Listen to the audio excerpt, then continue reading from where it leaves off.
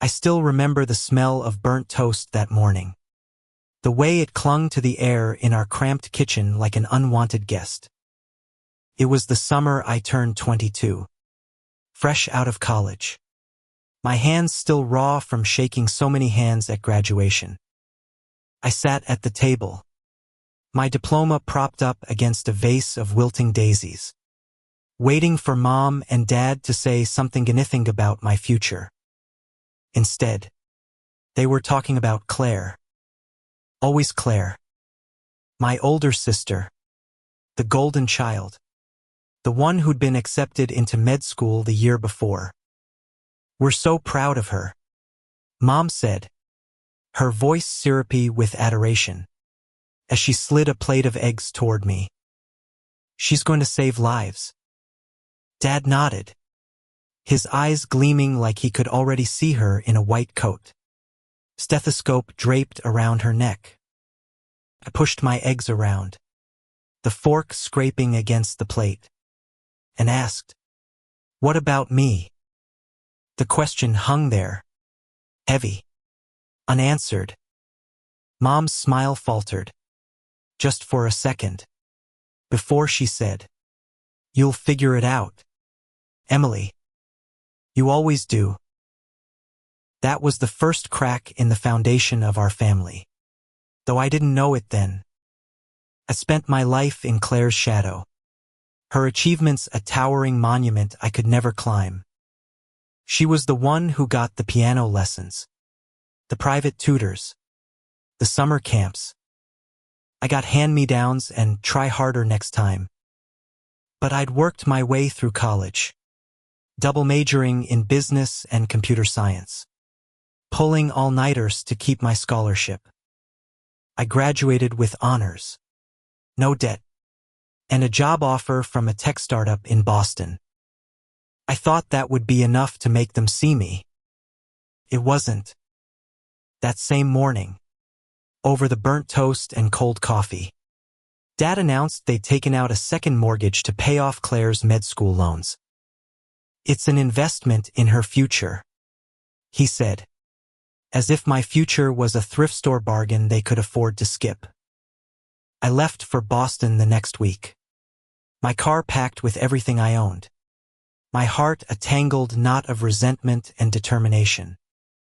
I swore I'd prove them wrong, not just Mom and Dad, but Claire, too, with her perfect smile and her effortless charm. She never had to fight for anything. The world just fell into her lap, gift-wrapped by our parents. I spent my first year at the startup learning the ropes, coding until my eyes burned, pitching ideas to investors who barely glanced at me. But I was good. Damn good. By 25, I co-founded my own company, a healthcare tech firm that streamlined hospital billing systems. By 28, we went public, and I was a millionaire on paper. I paid off my own student loans, every cent, without a single dollar from Mom and Dad.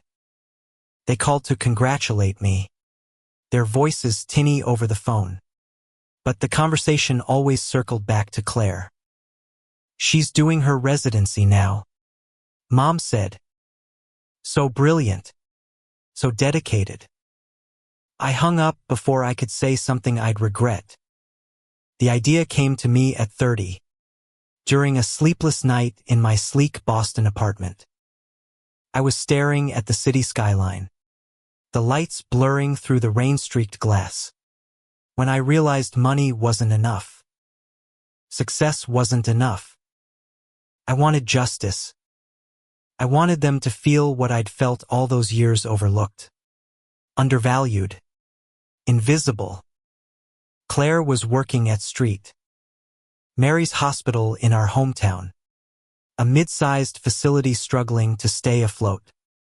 I did my research, crunched the numbers, and saw an opportunity. St. Mary's was bleeding money, mismanaged, ripe for a takeover. I could buy it. Not just a piece of it, whole damn thing. I could own the place where Claire worked, where she strutted around in her white coat, basking in everyone's admiration.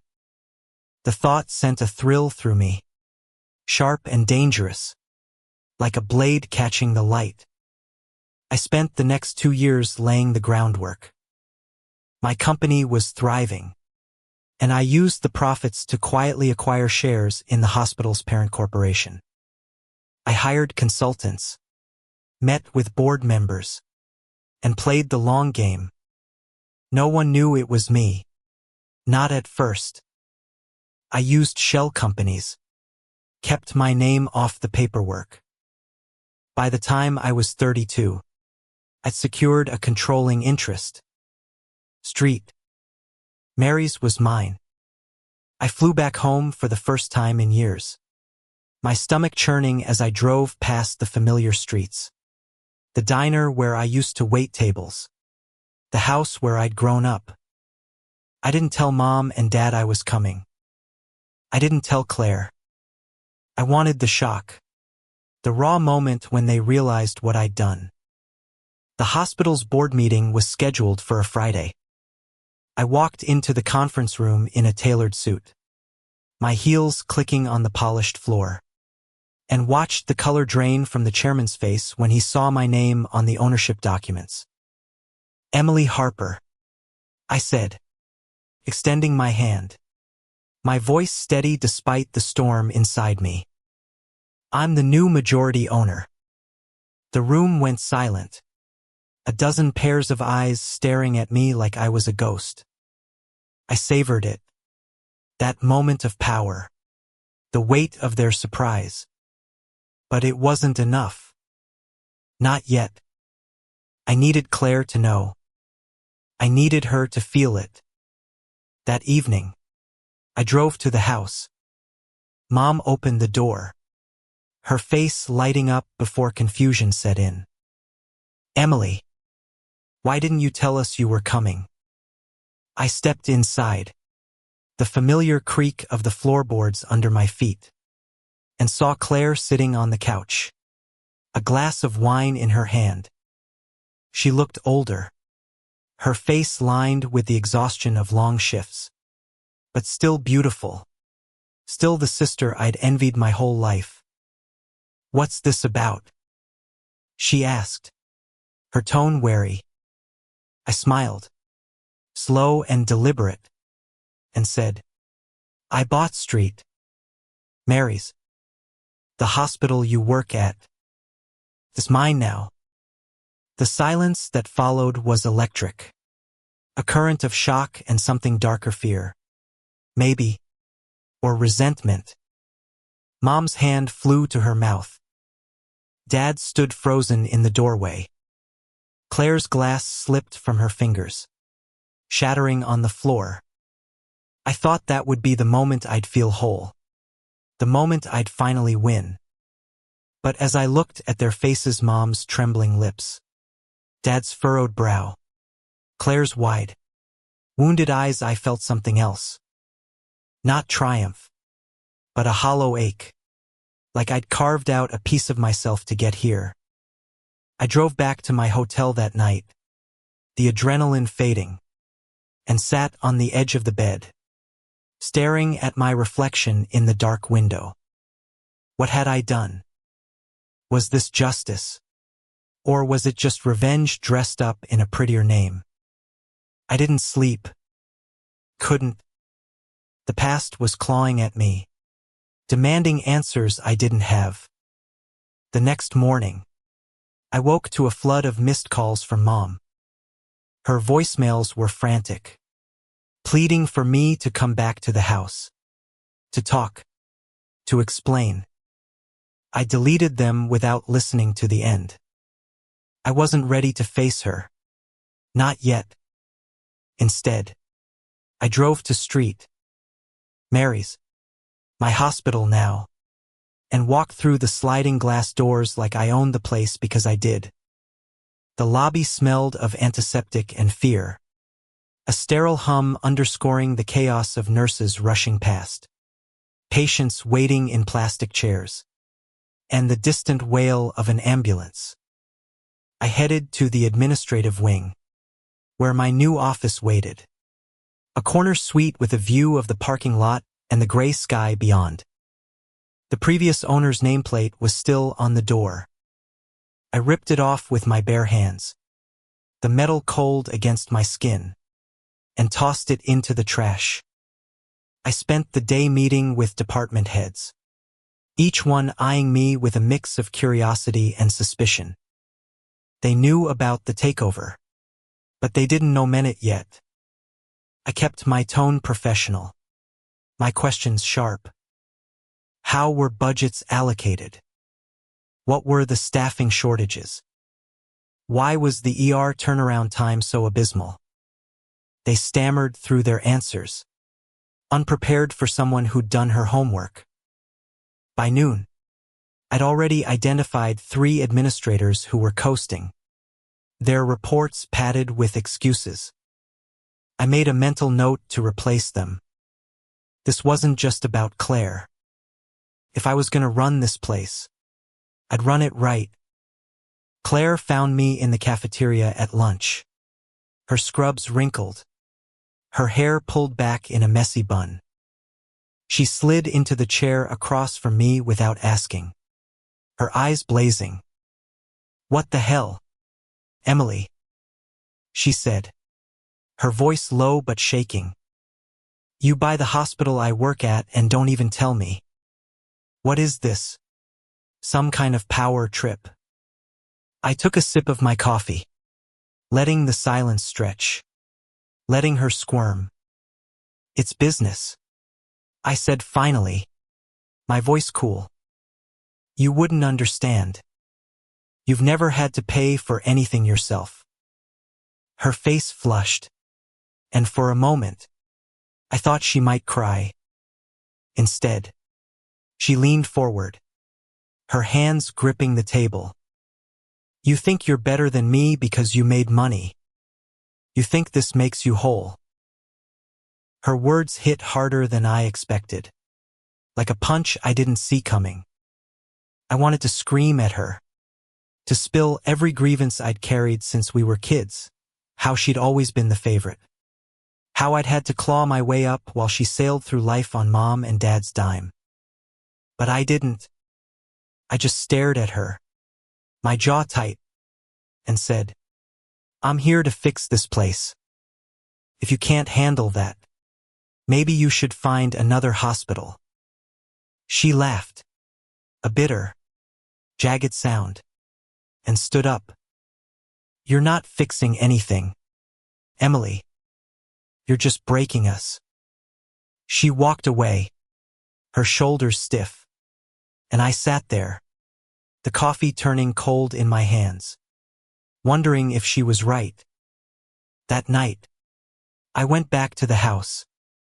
Mom and Dad were waiting, their faces drawn, the air thick with tension. Mom tried to hug me, but I stepped back, my arms crossed. "Why are you doing this?" she asked, her voice breaking. "We're family." I wanted to laugh, to tell her family hadn't felt like family in years, but the words stuck in my throat. Dad was quieter, his eyes searching mine like he was looking for the girl I used to be. "You've done well, Emily," he said. "But this feels personal." I didn't deny it. How could I? It was personal. It was every slight, every overlooked moment, every time they chose Claire over me. But saying it out loud felt like admitting I was the villain, not the victor. I left without answering, the door slamming behind me. Back at the hotel, I poured myself a glass of whiskey and sat by the window, the city lights a blurry haze. I thought about Claire's words, about Mom's tears, about Dad's quiet disappointment. I'd spent years building this moment, planning every step. But now that I was here, felt wrong. Not wrong enough to stop. Though. Not yet. I opened my laptop and pulled up the hospital's financials. There was work to Dorial work. Not just revenge. If I could turn Street Mary's around. Make it better than it had ever been. Maybe that would be enough. Maybe it would fill the hole inside me. Over the next week, I threw myself into the hospital. I met with suppliers, renegotiated contracts, and fired the dead weight. I walked the halls, talking to nurses, listening to their complaints about outdated equipment and endless overtime. They were wary at first, but I listened, really listened, and they started to open up. I saw the exhaustion in their eyes, the way they kept going despite it all. It reminded me of myself. Those early years in Boston, fighting for every scrap of success. I started to see the hospital not as a weapon, but as something alive, something worth saving. Claire avoided me, but I heard whispers about her, how she was one of the best residents, how patients loved her, how she stayed late to check on them. It stung. Knowing she was good at what she did. Knowing she wasn't just coasting on our parents' money. I didn't want to admire her, but I did. Just a little. It made things complicated. I come here to make her feel small. But now I was starting to see her as human again. Not just the sister who'd stolen my spotlight. By the end of the month, I'd implemented changes that had the hospital running smoother. Patient wait times were down. Staff morale was up. And the board was starting to trust me. But at night, alone in my hotel room, I couldn't shake the feeling that I was missing something. Revenge was supposed to feel good, wasn't it? So why did I feel like I was drowning? I stared at my phone, Mom's number glowing on the screen, and wondered if I should call. I didn't. Instead, I poured another drink and told myself tomorrow would be different. Tomorrow, I'd figure out what I was really fighting for. The hospital became my battlefield, but not in the way I'd planned. I'd imagined striding through the halls, wielding my ownership like a sword, cutting down anyone who dared question me. Instead, I was buried in spreadsheets, staff schedules, and endless meetings with suppliers who thought they could overcharge me because I was new. I wasn't just fighting Claire or my parents anymore, I was fighting a broken system. Years of neglect. And my own doubts. Every decision felt like a test. Not of my power, but of who I was becoming. I'd bought Street Mary's to prove a point. But now it was starting to feel like something bigger. Something I couldn't walk away from. One morning, I found a note slipped under my office door, handwritten in Claire's neat, looping script. Meet me in the chapel. 7 p.m. No explanation. No signature. Just those words. I stared at it, my thumb tracing the edge of the paper, wondering what she wanted. Part of me wanted to crumple it and move on. But curiosity, or maybe something softer, got the better of me. The 7. I walked to the hospital chapel, a small room tucked away near the ICU, with stained glass windows that cast colored shadows on the pews. Claire was already there, sitting in the front row, her hands folded in her lap. She didn't look up when I sat beside her. "Why are you doing this, Emily?" she asked, her voice barely above a whisper. "Why do you hate me so much?"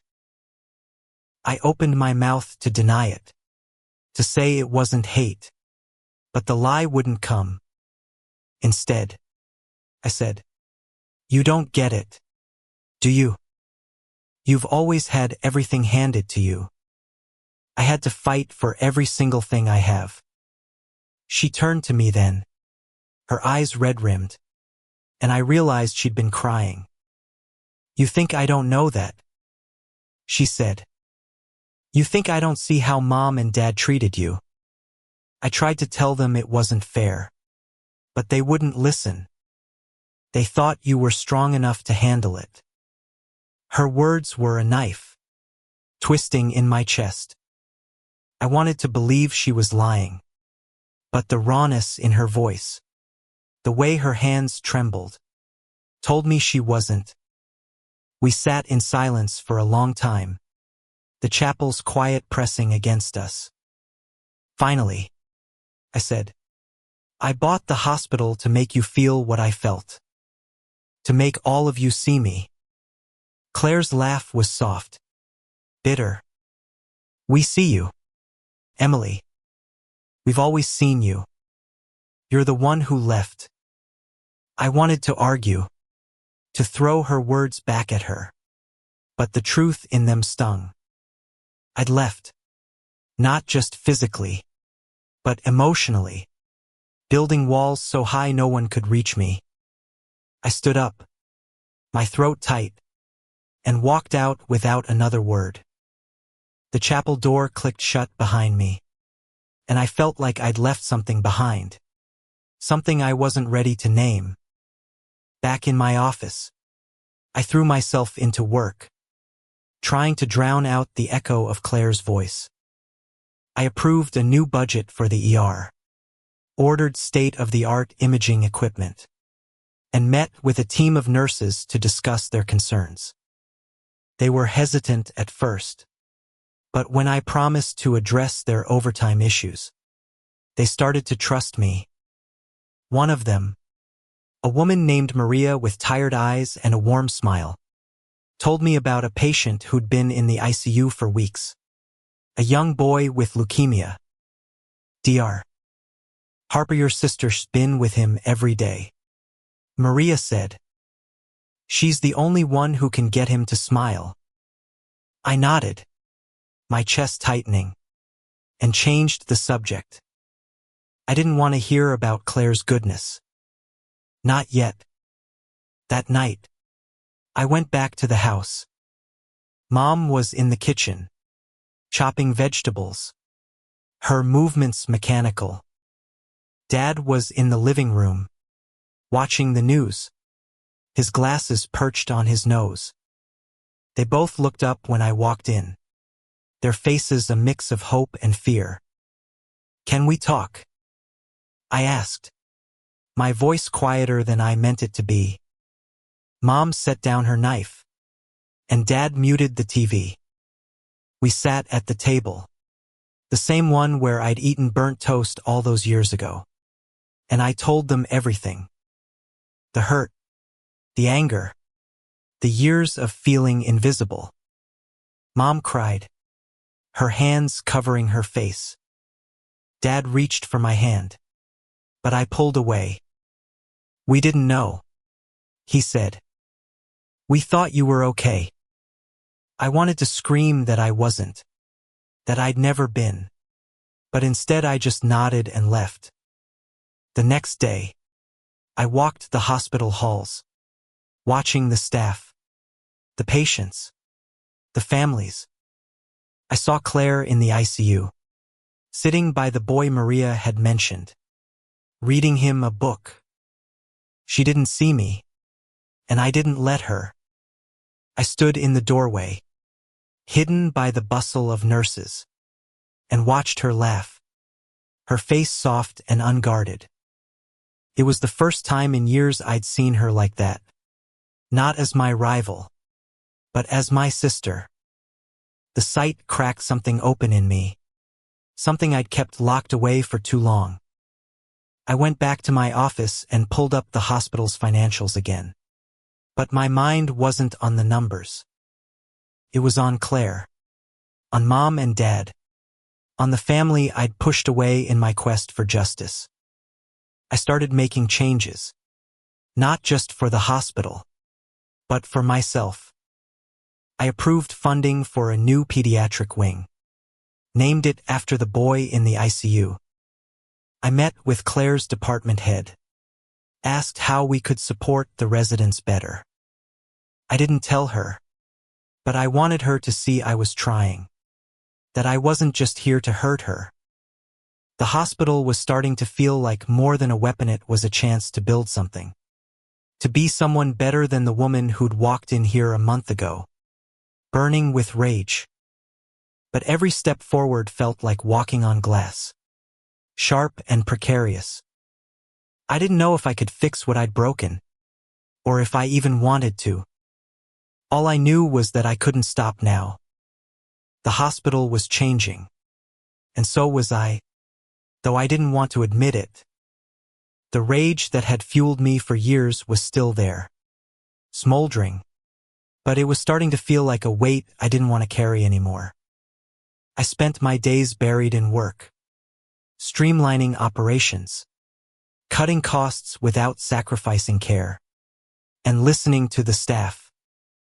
They were the heart of Street Mary's, the ones who kept it beating despite years of mismanagement. I started to see the hospital as more than a stage for my revenge. It was a living thing, fragile and flawed, but worth saving. Every decision I made, from approving new equipment to hiring more nurses, felt like a small step toward something bigger, something I couldn't yet name. Claire and I didn't talk after the chapel. She kept her distance, and I let her. But I watched her from afar, catching glimpses of her in the halls, her head bent over charts or laughing with a patient. She was good at what she did, better than I'd wanted to believe. It made my anger harder to hold on to, like sand slipping through my fingers. I didn't know how to bridge the gap between us, or if I even should.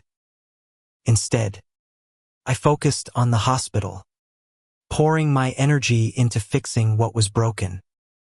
I met with the board, presented a 5-year plan to turn Street Mary's into a regional leader in healthcare. They were skeptical at first, but the numbers didn't lie, and neither did my results. Patient satisfaction was up, wait times were down, and the hospital was starting to break even for the first time in years. One evening, I stayed late in my office, going over budget projections. The hospital was quiet, the hum of the fluorescent lights the only sound.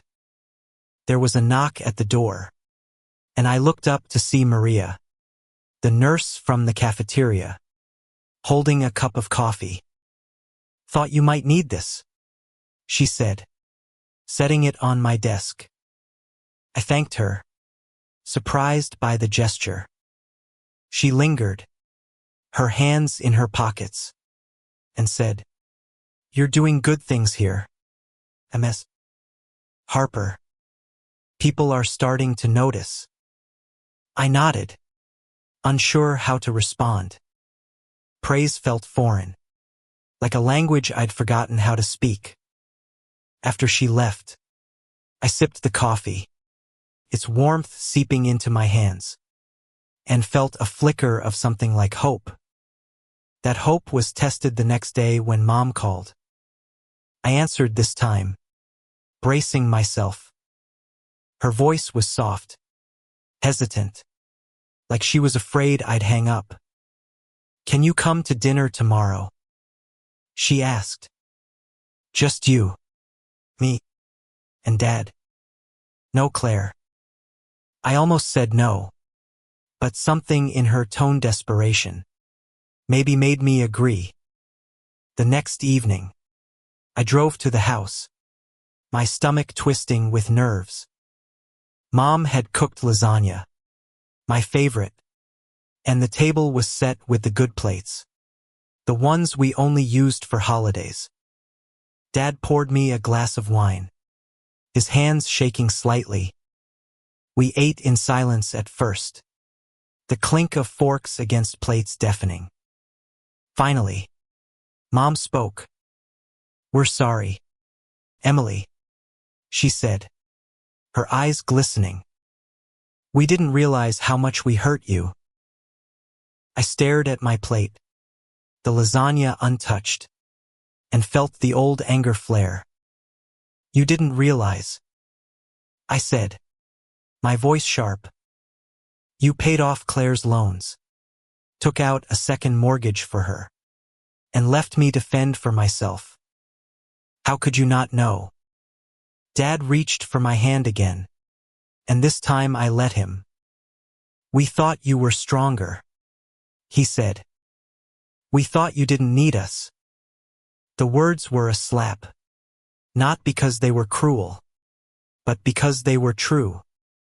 I'd always been the strong one, the one who figured it out, who didn't ask for help. But strength didn't mean I didn't want to be seen. I left the house that night feeling raw, like I'd been stripped bare. I drove aimlessly, the radio off, the silence filled with my own thoughts. I ended up at the hospital, walking the empty halls, the fluorescent lights casting long shadows. I stopped outside the ICU, where Claire was sitting with the boy again, the one with leukemia. His name was Ethan, I'd learned, and he was 8 years old. She was showing him a card trick, her laughter soft and warm. I stood there, hidden in the doorway, and felt something shift inside me. I didn't want to hate her anymore. I didn't know if I could stop, but I didn't want to. The next week, I made a decision. I called a meeting with the hospital's foundation board and proposed a new initiative, a fund for pediatric cancer patients, named after Ethan. I didn't tell Claire, but I made sure she was invited to the meeting. When she walked in, her face was unreadable, but she sat down and listened as I outlined the plan-free treatment, support for families, research grants. The board approved it unanimously, and after the meeting, Claire lingered. "This is about Ethan, isn't it?" she asked.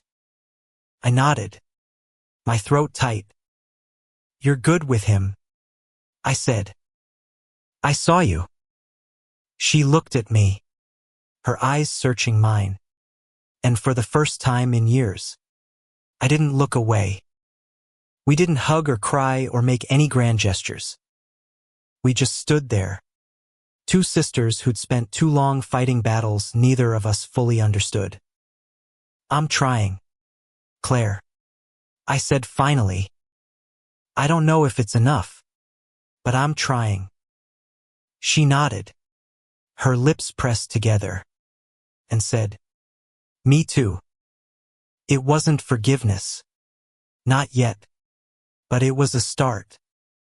I went back to my office, my chest lighter than it had been in weeks, and pulled up the hospital's financials again. There was still work to do, still so much to fix. But for the first time, I felt like I was building something, not just tearing it down. The hospital became my refuge, a place where I could lose myself in numbers and plans, where the chaos of my family felt distant, manageable. I was relentless, auditing every department, questioning every expense, pushing the staff to think bigger. I wasn't just fixing Street. Mary SI was reshaping it, carving out a legacy that was mine, not Claire's, not my parents'. But even as I poured myself into the work, I couldn't shake the conversations with Claire and my parents. Their words lingered, like ghosts that refused to leave. I'd wanted them to hurt, to feel the weight of my success. But now that I'd seen their pain, Mom's tears, Dad's trembling hands, Claire's quiet vulnerability, I wasn't sure what I wanted anymore. One afternoon, I was in the ER, reviewing new triage protocols, when I overheard two nurses talking about Claire. "She's been sleeping here some nights," one said. "Won't leave Ethan's side." I froze, my pen hovering over my clipboard. I knew Claire was dedicated, but this was something else, something personal. I found her later in the break room, slumped over a cup of coffee, her eyes heavy with exhaustion. "You okay?" I asked, the words slipping out before I could stop them. She looked up, startled, then nodded. "Just tired," she said. "Ethan's not doing well." I wanted to ask more, but the words wouldn't come. Instead, I said, "Get some rest. You're no good to him like this." She smiled, a small, weary thing, and I walked away before I could say anything else. That night, I went to the ICU myself. Ethan was asleep, his small body dwarfed by the hospital bed, tubes and monitors surrounding him like a mechanical cocoon. I stood in the doorway, watching his chest rise and fall, and felt a pang I couldn't name. I'd started the pediatric fund for him, but it was more than that now. It was for every kid like him, every family clinging to hope in these sterile halls.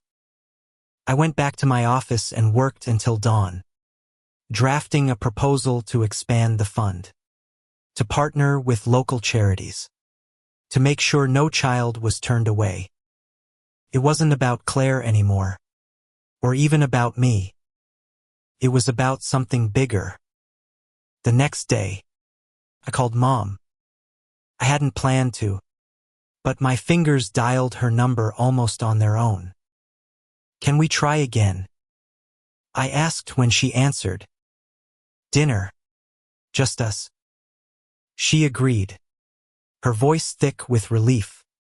And that evening I was back at the house, sitting across from her and Dad. The lasagna was there again, but this time I ate, the familiar taste grounding me. We talked, really talked, for the first time in years. They told me about their own struggles, Dad's layoffs in the 90s, Mom's anxiety, how they'd poured everything into Claire because they thought I was the one who'd make it on my own. "We were wrong," Mom said, her eyes wet. "We should have seen you." I didn't forgive them, not fully, but I listened, and that was enough for now. Claire and I started talking.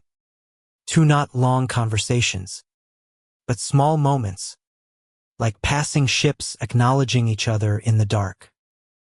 One day, she stopped by my office with a stack of patient files. "These are for the fund," she said.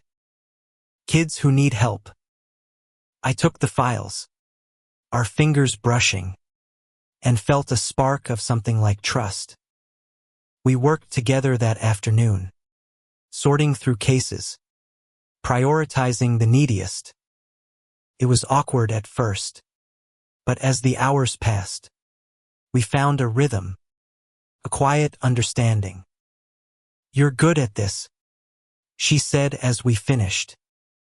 "Not just the money stuff, the caring." I didn't know how to respond, so I just nodded, my throat tight. The hospital was thriving now, the changes I'd made starting to show real results.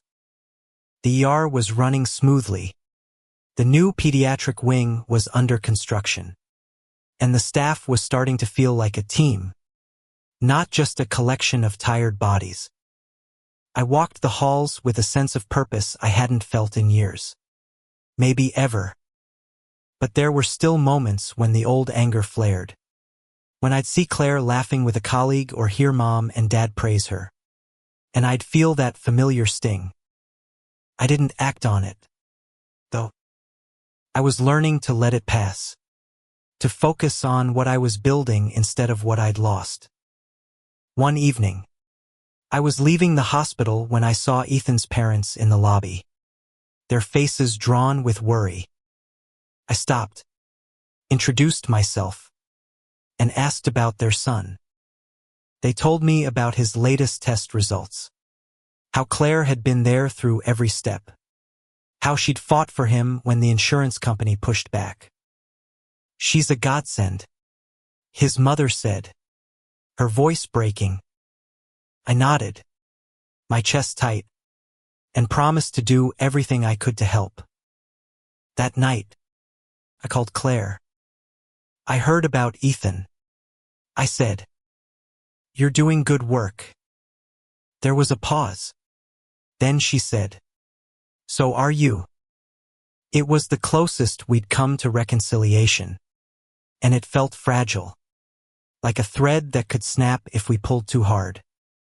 I went back to my hotel, the city lights glittering outside my window, and thought about what I'd built, not just the hospital, but the tentative bridges to my family. It wasn't perfect, and it wasn't finished, but it was real. I come here seeking revenge, but I was finding something else, something I hadn't expected, a chance to be better, to be whole.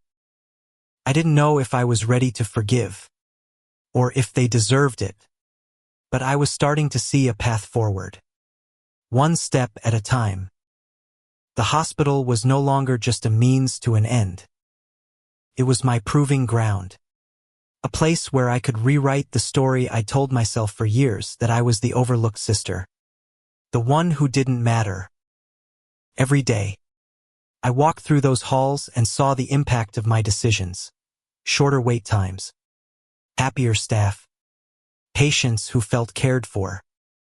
It wasn't perfect, but it was progress. And for the first time in my life, I felt like I was building something that wasn't just about me. Still, the past clung to me, heavy and unyielding. I could feel it in the quiet moments, when I was alone in my office, staring at the city skyline, wondering if I'd gone too far. Claire and I were circling each other, not enemies anymore, but not quite sisters either. We worked together on the pediatric fund, our meetings filled with careful words and cautious glances. One afternoon, she brought me a proposal for a new outreach program, something to help families navigate the maze of medical bills and insurance claims.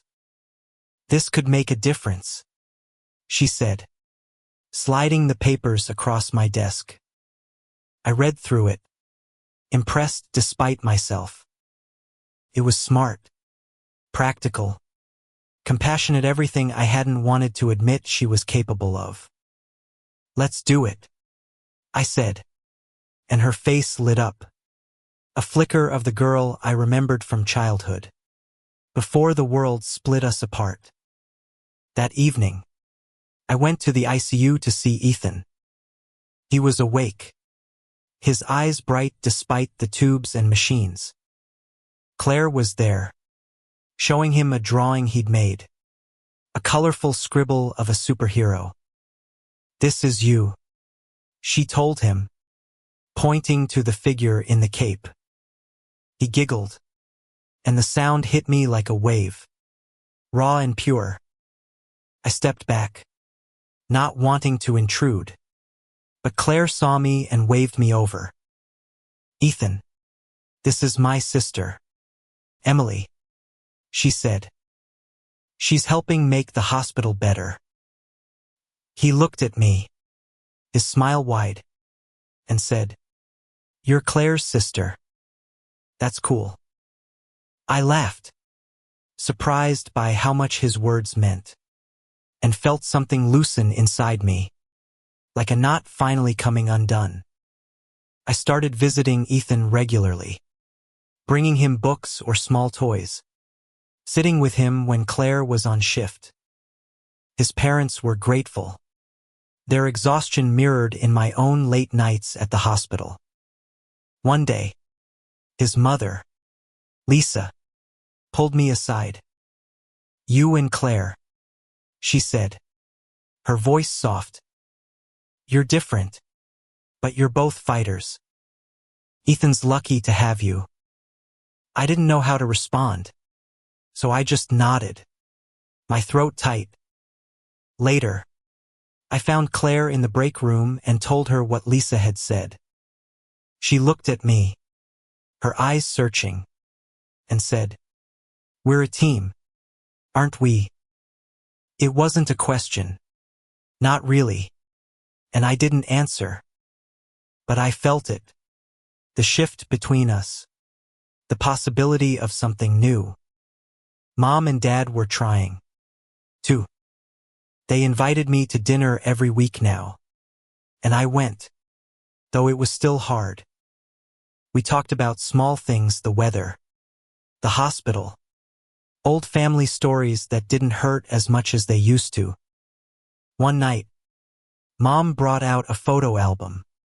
One I hadn't seen in years. It was filled with pictures of me and Claire as kids. Playing in the backyard. Building forts out of blankets. "You were always so close," Mom said, her voice wistful. I wanted to argue. To say we'd never been close. Not really. But the photos told a different story. There we were. Laughing. Our arms around each other. Before the world taught us to compete. The hospital's transformation was accelerating. The pediatric wing was nearly complete. And the outreach program Claire had proposed was already helping families. I was proud of what we'd done. But there was a restlessness in me. A need to keep pushing. I started looking at other hospitals. Other systems that needed fixing. I wasn't sure if it was ambition or avoidance. But I couldn't stop. One night, I was working late when Claire knocked on my door. "You need to sleep," she said. Her tone half joking. Half serious. "You're starting to look like me." I laughed. And for a moment, felt like we were kids again. Before the resentment. Before the distance. We talked for hours that night. About Ethan. About the hospital. About the years we'd lost. She told me about the pressure she'd felt. Always being the perfect one. The one who couldn't fail. "I envied you. You know," she said. "You were free to make your own path. I had to be what they wanted." I stared at her. Stunned. All this time, I thought she had it easy. But maybe we'd both been trapped in our own ways. "I'm sorry," I said. The words heavy but necessary. She didn't say it back. But she didn't need to. The way she looked at me, the way she stayed, was enough. The next day, I got a call from Ethan's doctor. His condition had worsened, and they weren't sure he'd make it through the week. I went to the ICU, my heart pounding, and found Claire there, holding his hand. I sat with her, neither of us speaking, just watching him breathe. It was the first time in years we'd been together like that. No agenda. No anger.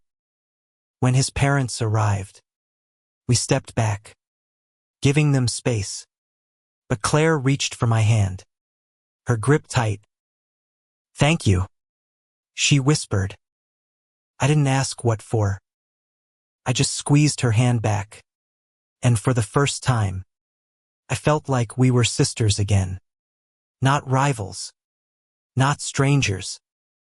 Ethan's death hit us all harder than I expected. It was a quiet Tuesday morning when the news came. The hospital's hum dimmed by the weight of it. I was in my office, signing off on new equipment orders, when Claire called. Her voice was steady, but I could hear the cracks beneath it. "He's gone," she said, and I dropped everything.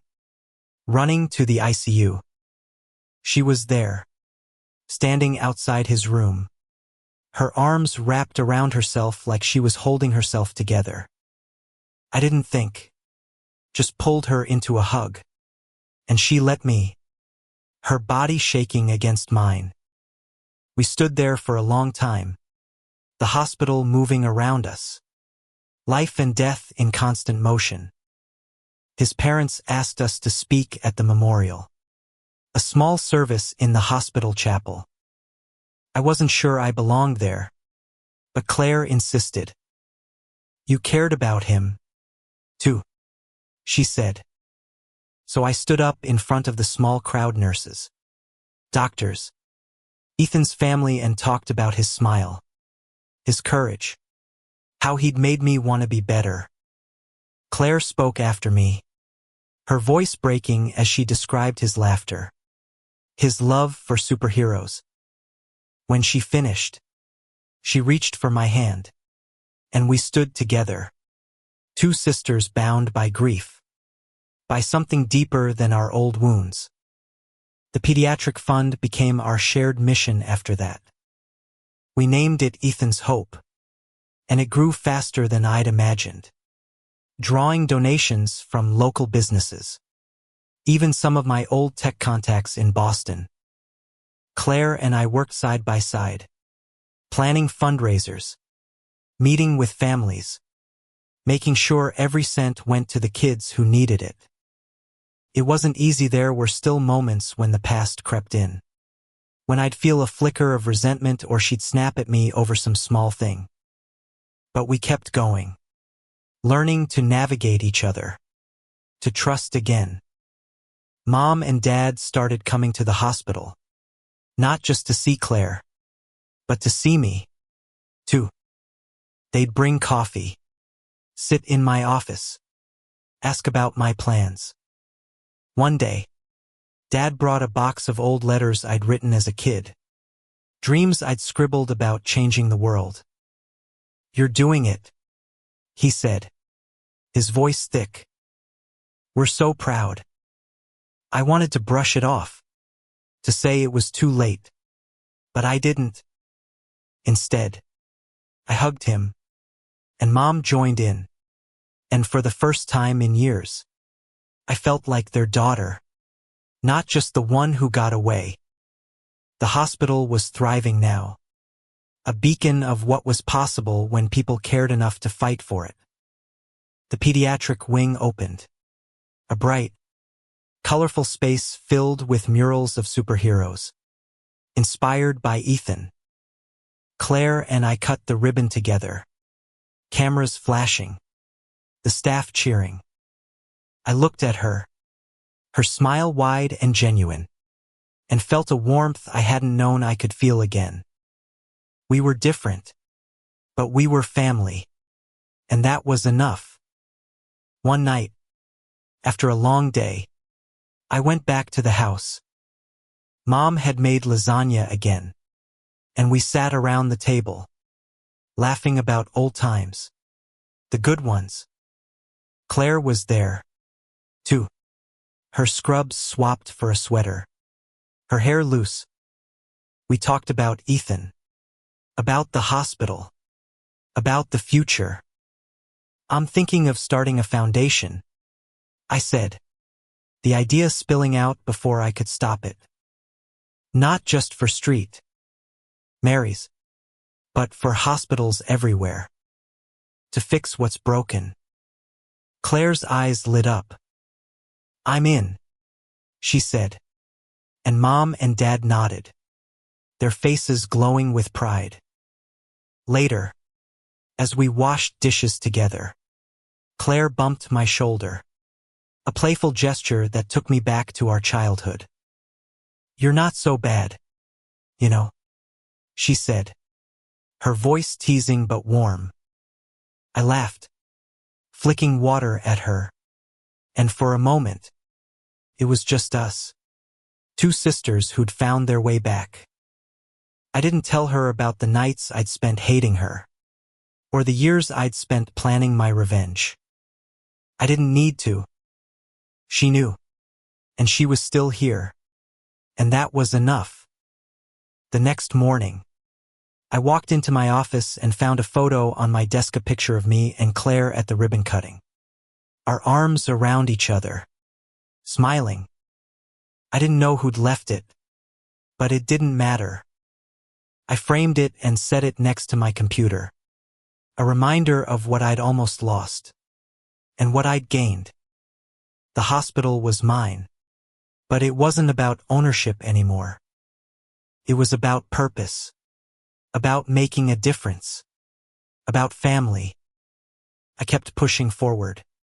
Expanding Ethan's hope. Meeting with other hospital CEOs. Sharing what I'd learned. The work was hard. But it was good. And it filled the empty spaces I'd carried for so long. I still had moments of doubt. Moments when I wondered if I'd ever fully heal the wounds of the past. But then I'd see Claire with a patient. Or Mom's smile when I walked through the door. Or Dad's quiet nod of approval. And I'd know I was on the right path. A year after I bought St. Mary's, the hospital was unrecognizable. The pediatric wing was fully operational. Bustling with kids and families. The walls alive with color and hope. Ethan's hope had grown into a national model, with other hospitals reaching out to replicate our programs. I was traveling now, consulting with medical centers across the country, sharing our playbook for turning struggling facilities around. But St. Mary's was still home, the place where I'd found my purpose. Where I'd found my family again. Claire and I were partners now. Not just in the hospital, but in life. We weren't perfect. We argued over budgets. Over priorities. Over who'd forgotten to call Mom about dinner. But we laughed. Too. And we listened. And we built something together that neither of us could have done alone. She was still the brilliant doctor. The one patients loved. But I saw her now as more than that. She was my sister. Flawed and human. Just like me. We'd both carried burdens, hers to be perfect. Mine to be seen, and we were learning to set them down. Together. Mom and Dad were part of it. Too. They volunteered at the hospital. Helping with fundraisers. Sitting with families in the waiting rooms. Mom started a support group for parents. Her warmth a balm for their fears. Dad, ever practical, organized the hospital's community garden. A small patch of green where patients could find peace. They weren't perfect either. But they were trying. And I was learning to meet them halfway. Forgiveness wasn't a moment. I realized it was a process. Slow and messy. But worth it. One spring morning, I stood in the pediatric wing, watching a group of kids paint murals on the walls. Claire was there, her scrubs splattered with paint, laughing as a little girl smeared blue across her cheek. I joined them, picking up a brush, letting the kids guide my hand. It was a small moment, but it felt monumental, like I'd finally found the piece of myself I'd been missing. Later, Claire and I sat on a bench outside, the sun warm on our faces. "You did this," she said, gesturing to the hospital. "Not just the money, but the heart." I shook my head. "We did it," I said. And she smiled, her eyes bright with something like pride. That night, I went back to the house for dinner. Mom had made lasagna, as always, and we sat around the table, the four of us, telling stories, laughing until our sides hurt. I looked at them, Mom with her gentle smile, Dad with his quiet strength, Claire with her fierce compassion, and felt a peace I hadn't known was possible. I come here seeking revenge, wanting to make them pay for the years I'd felt invisible.